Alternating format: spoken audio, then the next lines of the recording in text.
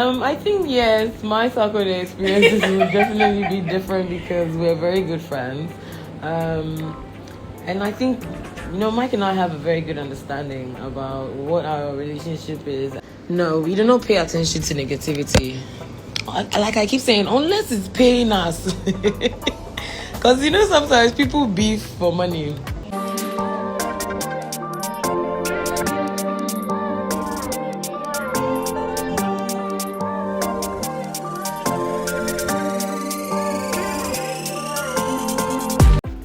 In this interview, no, Efya will be an say Efya dear. You can't Efya ni na Sarkodie ni o. Mo gyina mfititi chance Sarkodie ne body and I na down for pa. In this interview na Efya e call live on IG no na yebusebusa na nsem na odi nsem bi nso etudwa. Na nsem an yebusa no mu na yebusa no say ono no sign na ohu Sarkodie ene relationship with Sarkodie or say ono no one Sarkodie very good friend he say crown de omo ye busua what you say omo te omo ho ase e wo adwuma semu ni efinsem nyina na emum this time no enya ade a omo besoso ntokwa bia so unless ntokwa no is paying what you say fiance mo kan or say unless a beef no is paying no omo mesoso ntokwa bia so a efiade atodwa se be omo gina mu ache no from saa years na omo gina mu ache Ghana nwom no enko ba bia sa but modern omo abo omo ho say Africa ha se ye ka enwom kura ye boso nwom a enwom no travel wontumi ni Ghana film inti omo fa omo che omo na chance omo fa omo respect omo na chance akutia nso hoyi na chance enim ni wura chance ebi mu kura say wo hwe comment section bi say we di Efya Yaapono nti na wo kasa na nsensem bibira omo di tudwa won yenko ne ko hensem a Efya di tudwa. A couple of artists who are not able to get to that level. What exactly do you do? What are some of the preps you make before you enter the stage? Truly, what I do comes really naturally to me. It's not that much of a stressful situation to put it on. I can do it in my sleep. And I have practiced years and years over to be very, very eloquent at my talent, if I would say. So I'm great at it because I have practiced and I work at it, and I always strive to do much better than I did before. I always try to break my own records, and just stay consistent, especially with the performances. Regardless of whether I've dropped music or not, I'm still doing shows around the world, and wherever you see me, I want that performance to be something that is impactful enough for me to win your heart forever. And I feel like that's the reason why I'm still relevant now. Right. Now, speaking of consistency, you have done this for over a decade and you've maintained the relevance. Please talk to the person watching you. Some of the things that can keep an artist relevant in the industry, because some people have made shots at this and they are really struggling with it. Well, I think, first off, it's about what kind of fan base you build and who your target audience is, how you feed them, what kind of information about your personal life and also your public life regarding what it is that you want to be seen and how you want to be seen. Everybody changes over time. Now the whole thing is change will come with growth and understanding and lessons and so many things more for you to be able to develop into whoever you're going to be in your next situation. I believe every artist changes every 5 years. You rebrand, you come back, you do what you have to do. You maintain the consistency with what you do. Where I know I'm great at is my performances, and so I have been able to be put in a kind of like category of forever amazing performers ever to come out of Africa. Yeah. Now, in that circumstance, for every opportunity that I'm given to still express this kind of talent of mine, I make sure that I make it the best one ever. So, regardless, you still keep coming back for more. Right, sure. Yeah. Now, another person who has also spent over a decade in the industry is Sarkodie. Yes. One thing you notice about Sarkodie is that sometimes, periodically, you get people coming up and say, Sarkodie is this, Sarkodie. You have worked with him for some time, and you perform with him almost every time during his shows. And please give us a Sarkodie experience. Is it different from what you have experienced?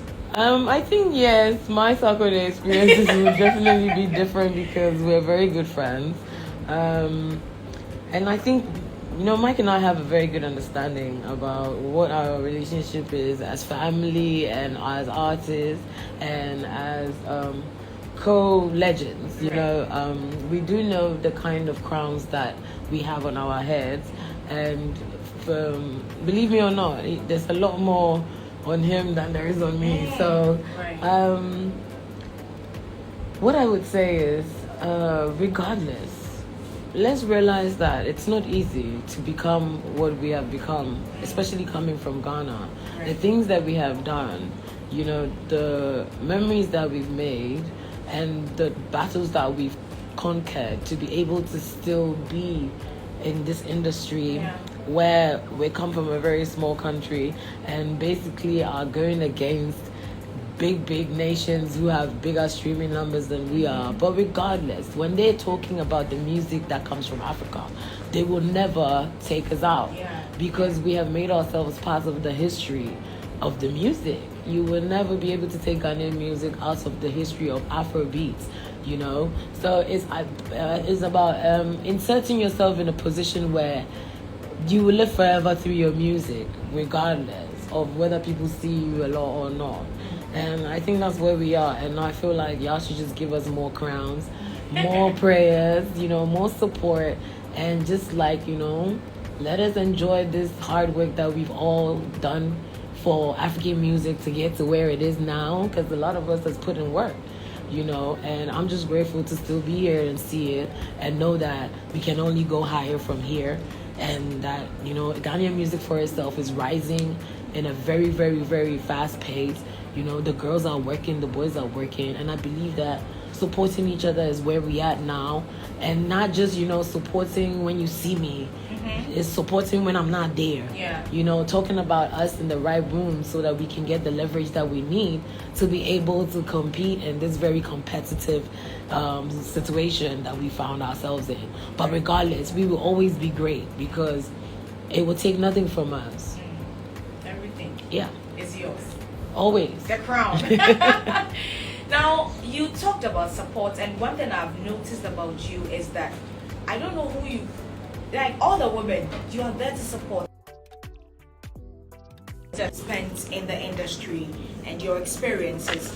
Have you ever experienced a negative treatment from a fellow female artist in the industry? You always given positive energy. Has anybody given you a bad one? I don't think anybody has dared.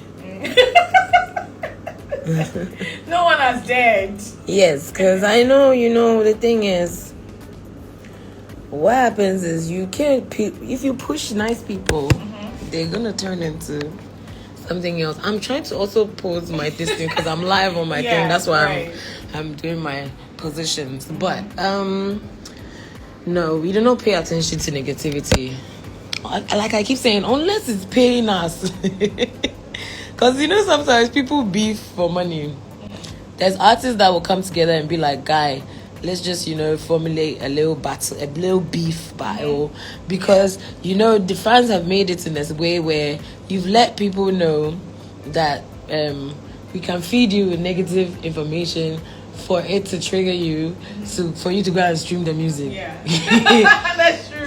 So always know that we know what we are doing. And also information that comes out, unless it's a leak, please know that we always know what kind of formats we're putting there, because some of us have psychological analysts to analyze our fans to see what it is they desire and want. It's like when how Instagram is using all of us. And it's in the end, it's all to Instagram's benefit, but you feel like you are benefiting too, so you don't care. But talking of creating stories,